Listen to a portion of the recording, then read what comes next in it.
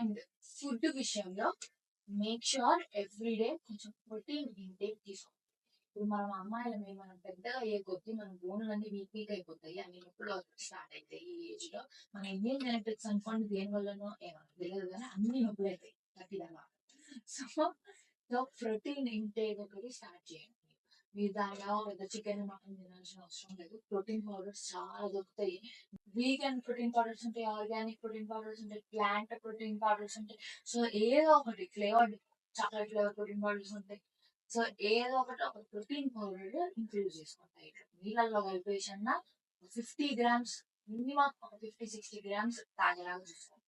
నేనైతే అదే చేస్తున్నాను. అంత మిల్క్ షేక్లు ఇవన్నీ తయారు చేసుకొని పంపించలేదు. సో నైట్ ఎప్పుడైనా పడుకునే ముందు ఆర్ పొద్దున తిన్న తర్వాత నీళ్ళల్లో కలిపేస్తున్నాం. 100 గ్రామ్స్ ప్రోటీన్ తాగేస్తున్నాం. దెబ్బకి అయిపోతుంది ప్రోటీన్.